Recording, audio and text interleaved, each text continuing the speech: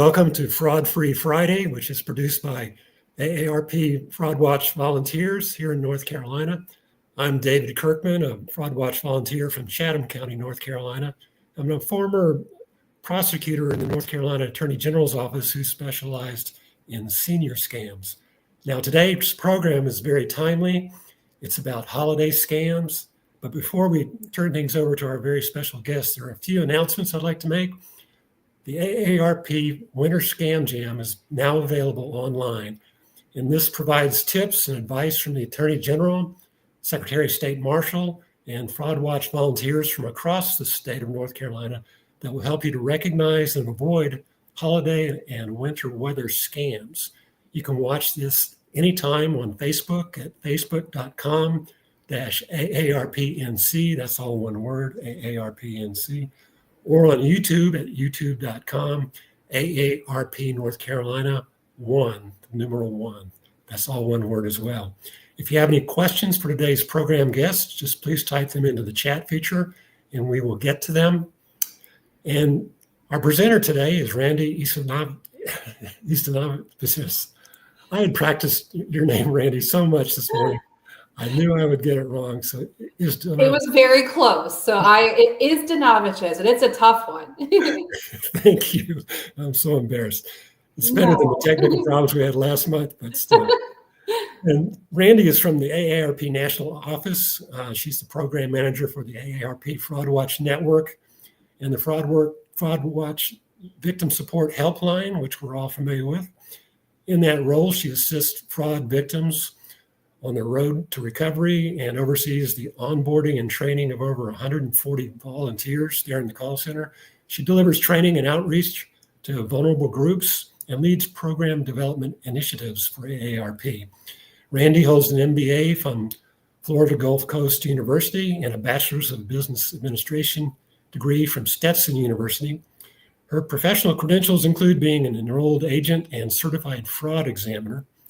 And she is a Gulf Shore Business Magazine 40 Under 40 honoree for the year 2023. So welcome to cold, rainy North Carolina today, Randy. I hope it's doing much better down there in Florida where you're from.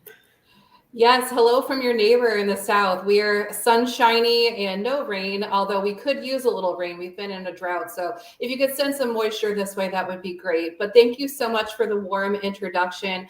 I'm happy to be here today. And please don't feel bad about my name. I actually had to record it as a voice memo myself when I got married. So it took me a while to learn my own name. So I totally get it. And you did it was very, very close.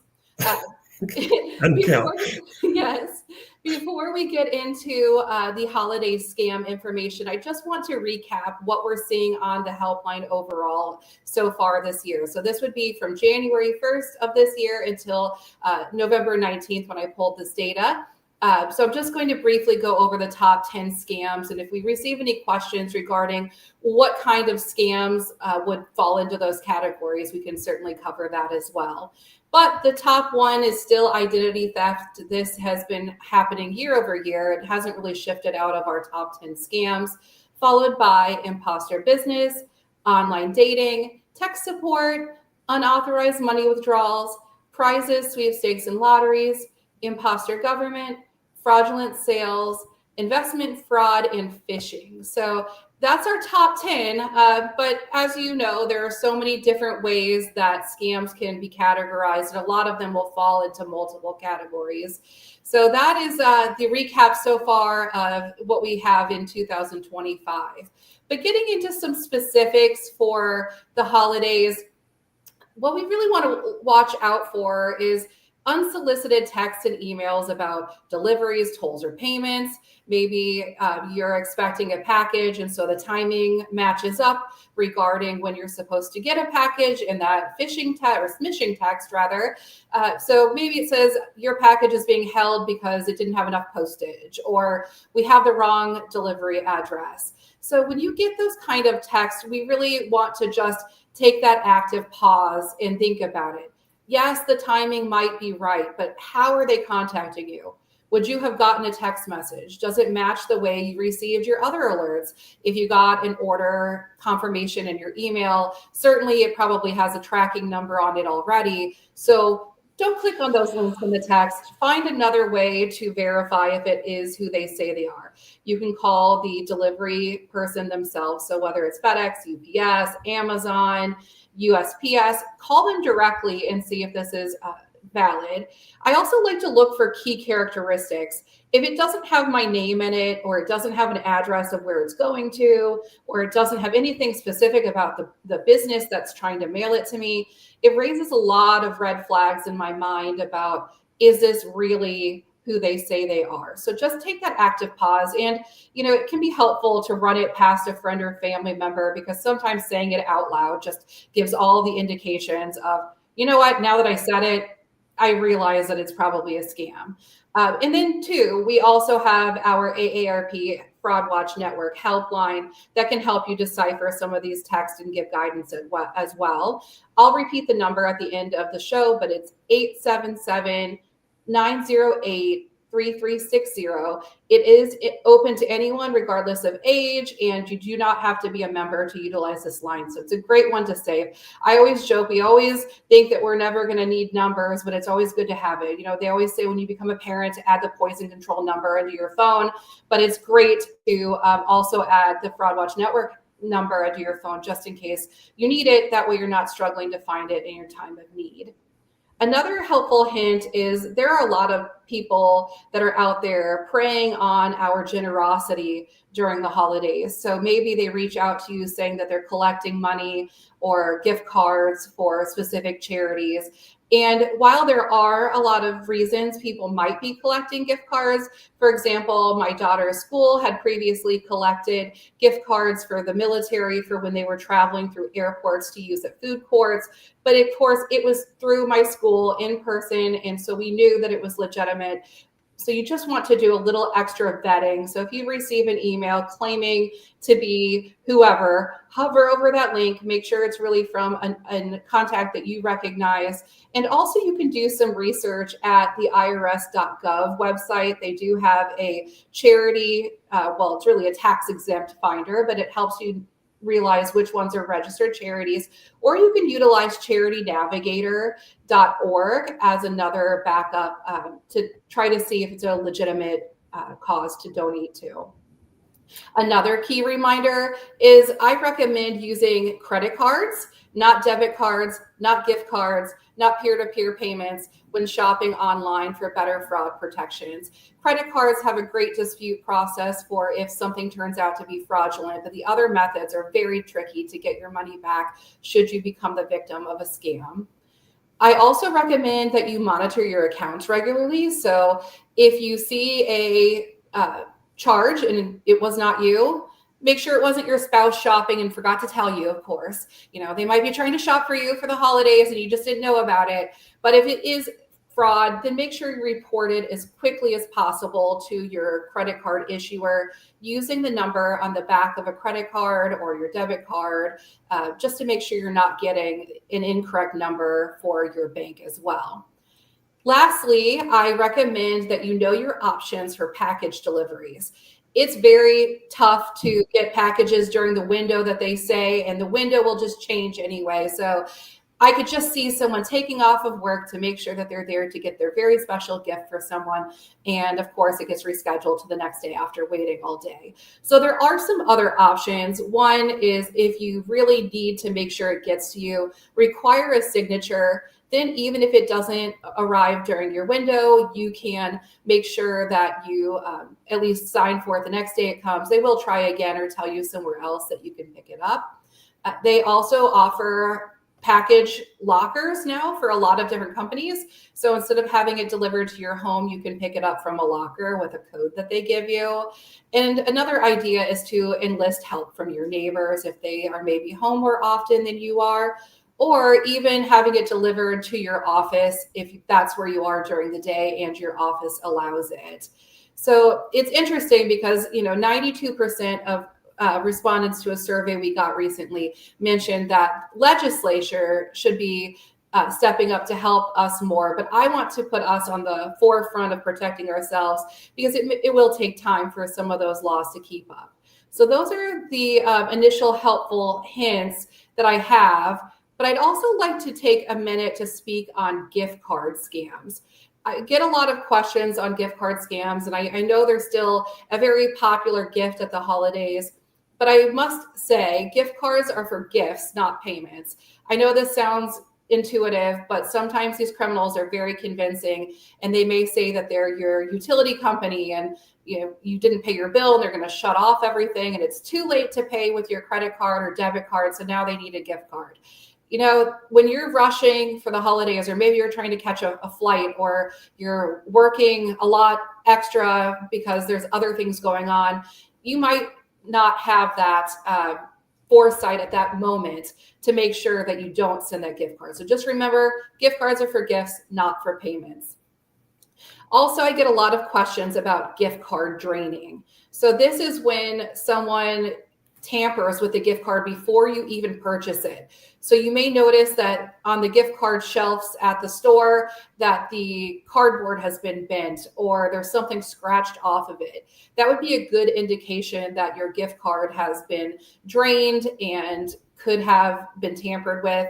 For these types of situations, I do like to pick a gift card from the middle of the rack or the back of the rack, where it's less likely that the criminal would have tampered with it, because the longer they're at that gift card tower, the longer it is that they could get spotted. So they usually will just pick a couple in the front and tamper with it.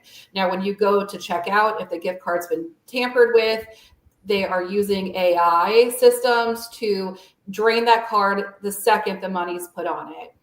So make sure if you're giving a gift to a loved one, give them the receipt that you purchased it with, just in case they have any difficulties trying to redeem their gift card. It's still not guaranteed that they will be able to get their money back, but at least it's a start for having some proof of that.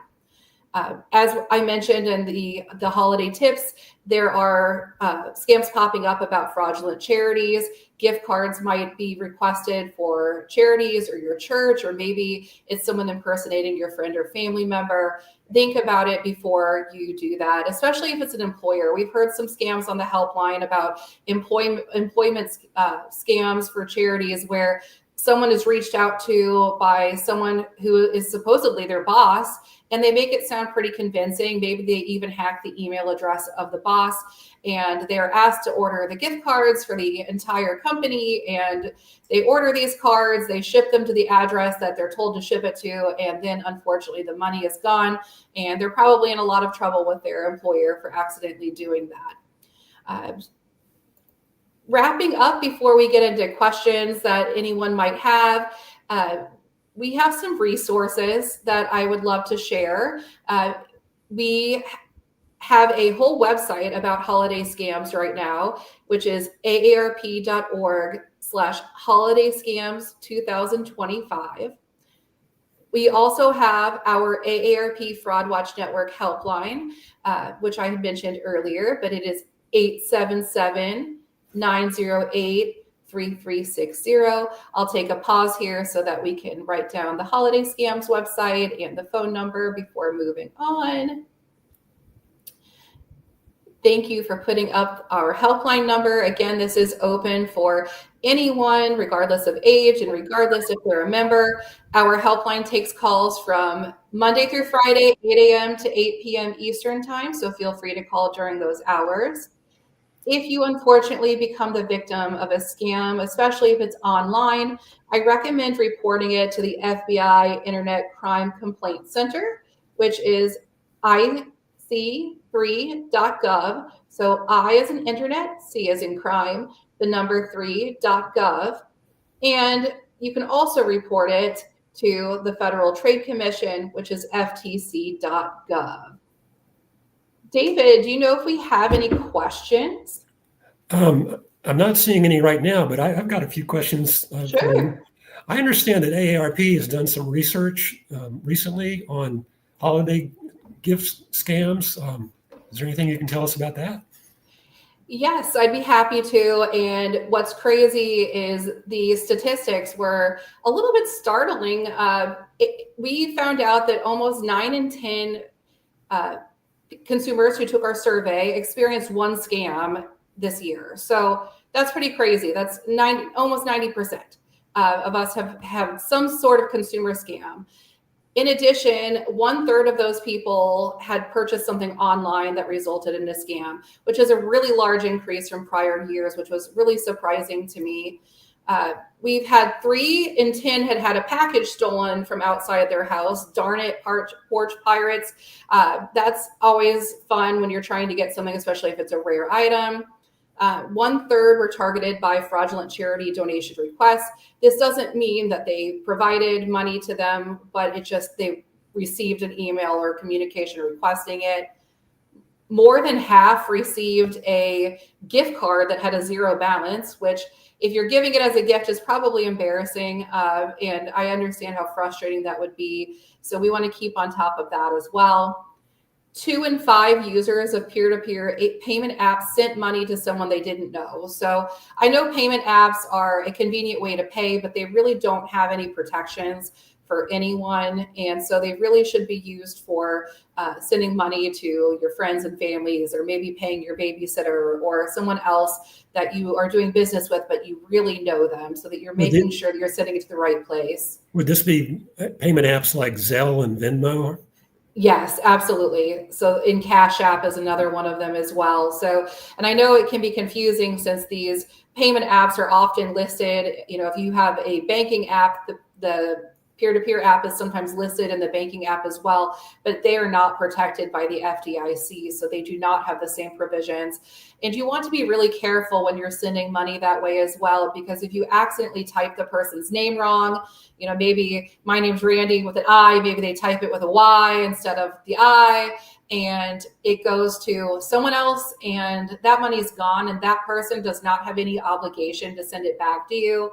So if it falls into the hands of someone who's not feeling very kind at the holidays, you're probably not getting it back. So you do want to make sure that you're taking steps to protect yourself if you're going to send money to someone for the holidays.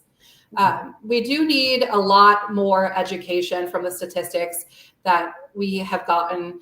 We're doing a good job of getting the word out there, but we need to do more. So, you know, make sure that if you are tuning into this presentation, whether it's live right now or if you watch it on the replay later, that you share this information with someone who might need to hear it. We always take for granted that people maybe think that they know about scams, or I know I'm guilty of it sometimes. If I get a lot of fraud information, I'm like, oh, I already know that stuff. I'm a certified fraud examiner. I work in fraud. And so I really have retrained my brain to read everything that I get, because you never know if there's one detail or one twist that the scammers are taking that has changed from before. So the more we can share our stories with others and share what we're hearing is very helpful to our friends, loved ones, and communities.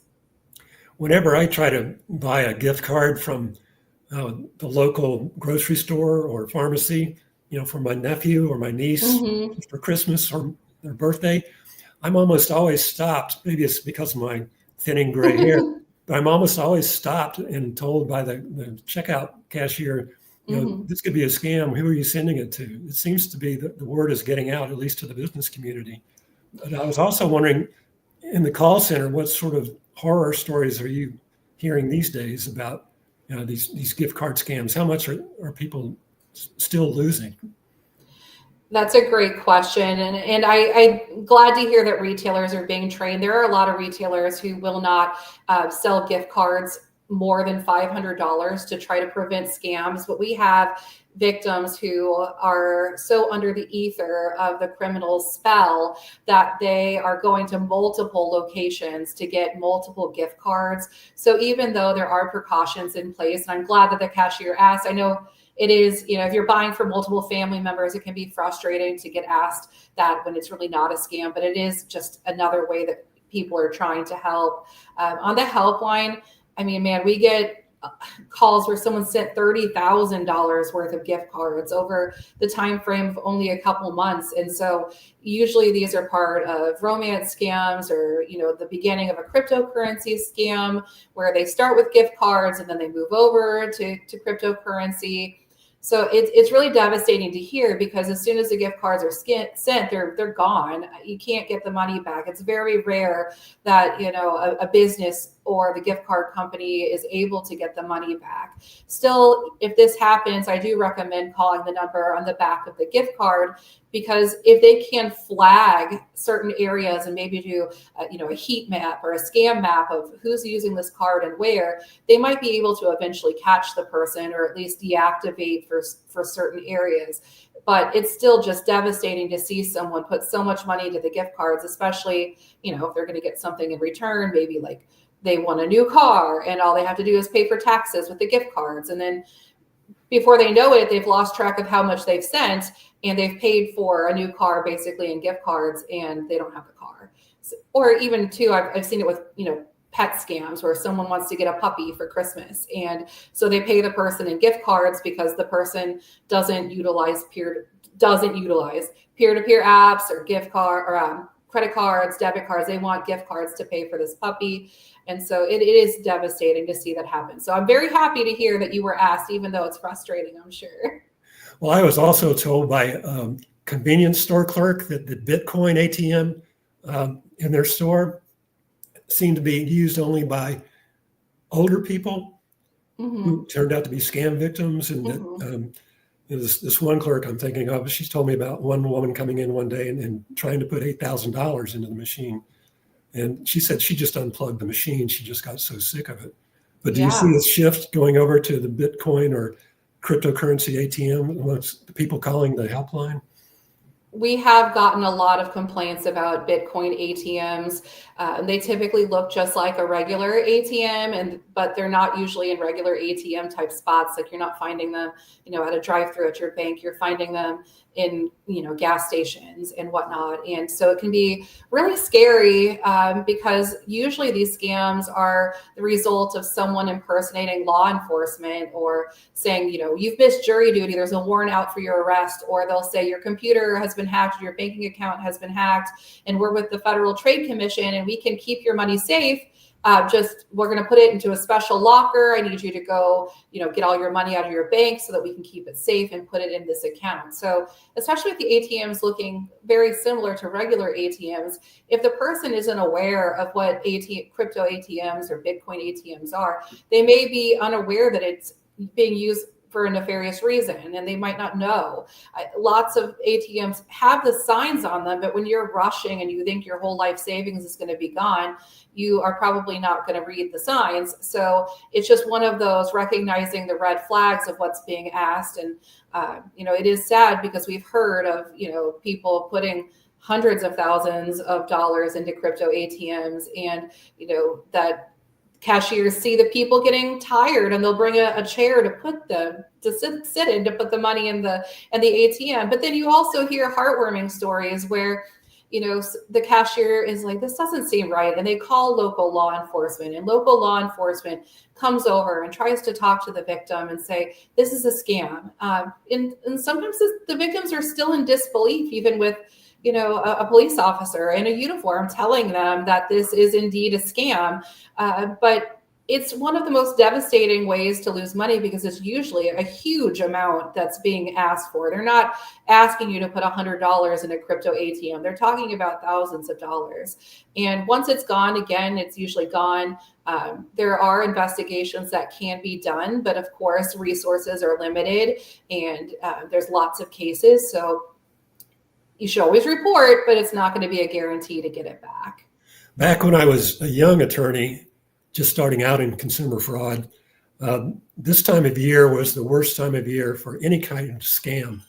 And it had to do a lot with, people were in a very charitable mood. And so there were lots of charity scams. People were also a little bit pinched for cash. And so they were more amenable to pitches about sweepstakes and investments, et cetera. And now it almost seems like, it's a 12 months out of the year situation that people are hit with these various types of scams, but there's still some very unique Christmas time scams or holiday season scams. What do you think the scammers are mainly tapping into these days when it comes to holiday scams?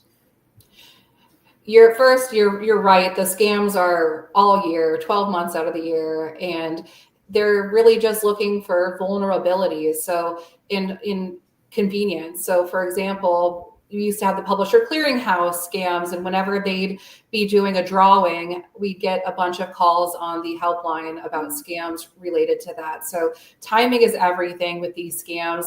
Right now, the holiday scams that we're seeing the most on the helpline are gift card kind of charity scams. However, what I'm hearing the most about outside of the helpline is porch pirates. And one that I haven't really seen too much of on the helpline yet, but I'm sure we're getting into that season, is fraudulent sales in terms of like hot ticket items. So, there's always a hot toy every year. My daughter wants toys, and thankfully we're getting older now, and she's not so much into the hot items as she was, but you know how it is to be a parent and your kid wants this one thing and you're trying to find it. Well, guess what? It's probably existing on, disreputable sites, and it'll show a nice picture of it and you'll think the price is right, it's fair, and you'll end up ordering it, and it'll either be a knockoff, or you'll never get it, or your credit card will be charged a million times for things that you didn't purchase. And so it's really important, again, to slow down when you're looking to buy anything online, especially since, we saw the statistic of 1 in 3 consumers being defrauded online purchasing. So, for example, if there's a hot item and you are looking for it and a couple websites pop up that says have it, I like to type in that website name in a search bar plus the word scam or the word reviews to see if that website is a reputable site or if anyone else has had unpleasant experiences with them. Because shopping at a reputable site is very, very helpful, especially in terms of customer service. So of course there can be bad businesses that just have bad customer service, but you certainly would have better luck even with the bad customer service than it being a scam site. So I think that those are the main ones: the online shopping, the porch pirates, and the gift cards for charities. The fraud fighter volunteers that are watching this program, and any other person watching this program, if they're interested in getting involved with the helpline, AARP fraud helpline, what can they do to sort of tap into that opportunity? Great question. And we right now are keeping up with our call volume with the volunteers that we currently have, but we are maintaining a wait list for anyone who would like to attend and get trained at some portion. We do not have immediate plans to continue onboarding, but as scams continue to improve, to get more intense or more people are calling us, so we may consider onboarding in the future. But you're welcome to reach out to us at AARP Fraud Watch Helpline at aarp.org. And I think that they will put that up in a second, but it's AARP Fraud Watch Helpline at aarp.org, and I can send some additional information about volunteering. And of course, there's other opportunities to volunteer. We have a fraud victim support group that is led via Zoom for those who have been the victim of a scam. We have the digital fraud fighters. We also have the digital watchdog alerts that people can sign up for if they just want to stay in the know. You can text 50757, so text FWN to 50757, and you can get signed up for the bi-weekly watchdog alerts. Or you can visit aarp.org/fraudwatchnetwork as well. So there's a lot of different ways to volunteer with AARP if your passion is in fraud. Our helpline is just on a bit of a wait right now. Well, that's good to know. I know that the helpline volunteers are especially trained to deal with people who have been victimized. And like I said, at this time of year is a high victimization time traditionally. What can our volunteers learn from your helpline volunteers about the best way to address somebody who's reporting having just been scammed or questioning whether something was legitimate that they gave money to? What are some tips for us? You're right. And our volunteers do a 12-hour minimum training with Fraud Watch Network staff and volunteer training leads before they make calls on their own. And we have volunteers from a variety of backgrounds. Some come from fraud backgrounds, and others just have a passion for helping others on their fraud recovery journey. But the key takeaway that we like to instill with all of our volunteers, and which would be a great learning for anyone else who encounters someone who's been victimized, is make sure that you have empathy. They're already beating themselves up and feeling stupid for what happened to them.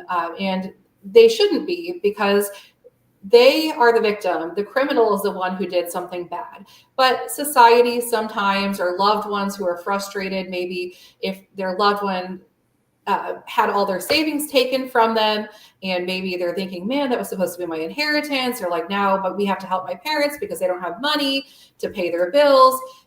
They're already feeling bad. So just telling them something, victim affirming, like, I am so sorry that this happened to you. These criminals really did something terrible to you, or I'm sorry that happened to you, but we're going to figure this out. And just being there for them, and just knowing that a lot of scams happen as a result of either, a vulnerable situation. Maybe they just lost a loved one, and so they're feeling lonely, and they, they're filling the time that they used to have with someone else, and socializing with a scammer. And I've had someone tell me that they knew the person was a scammer, but they still talked to them, and they still sent them money anyway because they had someone to talk to around the clock. And, this is because these call centers, particularly for, romance scammers, they're sitting in a room with a wall covered with cell phones that they're texting these people from. And they have a little roller chair that when the phone pings, they roll over to this phone, and then they roll over to that phone. And so it's a lot of, behind the scenes stuff going on. But if the person's lonely and they wake up sad at 3:00 in the morning and they text this person, they're going to answer. If they text them at midnight, they're going to answer. If they text them at 6 p.m., they're going to answer. So it's a sad situation for anyone that's encountering this. But I also like to remind people that in addition to the empathy, try to call them, take them out to dinner, help them find a group, that is something that they enjoy. Maybe they always wanted to learn how to knit, and there's a group that they could learn how to knit in, or maybe they always wanted to learn pickleball. Try to help them get back out there so that they don't just isolate themselves due to, any shame that they might be feeling. And that's the really big part of why I love our volunteers so much, is that, they hear the craziest stories, and they treat everyone who calls us with empathy and make sure that they feel valued. Our average call time now is 22 minutes. So every time someone calls us, they're probably getting a pretty, long time with us, right? We're not just going to say, okay, here's the resources, have a good day, bye. It's really letting them talk about what happened to them, and really figuring out how we can best guide them in terms of what is still needing fixed. While we can't fight to get their money back for them, we can give them steps on how to try, or how to secure their social security number and stuff like that. One of the things that I realized, and my colleagues realized throughout the years, is that during Christmas and also around Valentine's Day, that's when the romance scams would really kick in, because people were feeling lonelier during those particular times of the year if they didn't have family around, or they weren't being invited down to Florida to be with the family, et cetera. And it was just a sad time. And that's when the scammers would just go to town on all these people they identified as possible targets.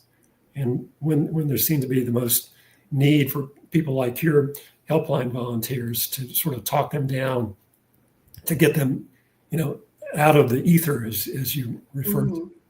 So it's a very timely thing. It's a very scary time also for sweepstakes, because it used to be that, Publishers Clearinghouse would have their big January giveaway, second or third week in January. So all the Publishers Clearinghouse Prize Patrol ads were on TV throughout late November, December, and early January during the holiday season. And the scammers knew that too. So that's when they would call up and they would pretend to be with Publishers Clearinghouse or any other made up sweepstakes company. But people just had it in their brain of, a big van pulling up in front of their house, a big check being presented to them, and it made them more vulnerable. So it's just a vulnerable season. If I could just throw my 2 cents in there. You're completely right on that. And the romance scammers, they really play a long game too. So they may pop up at the beginning of Valentine's Day and actually spend money to send a gift to a victim to try to gain that trust and that rapport. And it's a natural feeling if you've invested a lot of time with someone, and maybe it's a year or even later that you find out they're a scammer. You don't want to accept it yourself. You're like, this can't be, and it feels like a real breakup. So this is a real relationship to that person, and so it's devastating to see people not only lose money but to lose their spirit too. So it's tough. Well, I'm noticing that AARP has a volunteer helpline. If you want to learn more about volunteer opportunities, you can email AARP Fraud Watch Helpline at aarp.org. And a while ago, we were talking about places to report scams. There's a very easy one to remember here in North Carolina. It's called 211. It's run by the United Way of North Carolina, and they have their own call center that will take calls on a lot of different topics, including scam victims. So I just wanted to get that out there as well. So. Perfect. Yeah. And it's great to have all the local resources as well. Our national office, we serve all the states and territories, plus Mexico and Canada. So we don't always have the exact information by state at hand. So sometimes, we'll look up the information, or we'll just try to, make sure that we're pointing them in the right direction. And so we love having partnerships with the state AARP offices, and 211 is always a great resource, as you mentioned as well. So that's always great to have the partnership. So we have a question from Carol. She wants to know a repeat of the best way to check websites. Yeah, absolutely. So, it's tough to know, especially there's a lot of, mom and pop type businesses that, maybe wouldn't have the range of a, big box store. And so to check to make sure that they're legitimate, I recommend using your favorite search engine and just typing in the name of that website, and then adding the plus sign, and then adding the word scam, or adding the word reviews. So it would be, Randy's website plus scam, or Randy's website plus reviews, because odds are if someone ordered off of their website and had a bad experience, or it's a scam, someone will have said something and it will show up. And that's just, it's not going to be foolproof, because there's always going to be new websites that pop up, and criminals can clone websites, and there's a lot of different ways that it could happen. But at least it is showing that you've done some research, and it will probably weed out some of them. And it's just one of those things that you don't want to have not only your Christmas or holiday present or birthday present or any present not show up when you're expecting it to, and then have to deal with your credit card agency to fight it, that it was not you that charged 30 other things to it, but this one I tried to, and it was a scam. So it just saves you some time if you take that quick search first. And this is from Rebecca. Does AARP have resources to help and support fraud victims? And you mentioned the support group. There's some others. Yeah, so most of the information is at aarp.org/fraud watch network. That's a good start for a landing page in terms of learning about all things fraud. But I also recommend that they can call our helpline anyway. Even if you haven't been the victim of a scam, you can call and get guidance on that sort of information. We can email you resources. We can snail mail you resources if it's needed. We prefer digital. We're trying to be digital first, so save trees. So we can send you that kind of information as well. But I like to err on the side of caution. So if you get a letter in the mail and you're just not sure that it's who you think it is, or maybe you get an email and it could be true, but you're just not sure, run it past us. We don't mind getting a call. We love getting calls and talking to people, and we certainly have enough volunteers, so you won't be waiting more than a couple hours to get your call back. So just feel free to do that, but just keep in touch with the news. And I know North Carolina probably has a lot of resources available as well. And so it's just helpful to hit this challenging dynamics of fraud in multiple areas between law enforcement, AARP, and then individuals just really out there spreading the word and supporting others in their time of need. Well, you're a certified fraud examiner. I wanted to ask you, what are some important things for fraud victims to collect and to present to law enforcement or to the bank, for instance, if they're investigating you're being scammed through their systems? That's a great question as well. I'm full of great questions. I love this part of stuff too. It's great to keep any sort of correspondence you've had with the scammer. You know, even if they have spoofed their number, where it's showing that it's coming in from one number, but it's really, you know, a digital number that doesn't exist. It's helpful to keep any sort of text messages, call logs, text logs. You can take screen caps, any emails that you have of that sort of situation. If it's an online like sale type thing, keep your receipts, keep your credit card statements. If they have sent you any pictures that are purporting to be themselves, but it's really, you know, some model on the internet, keep those pictures as well, because those are all things that can link people to the true person.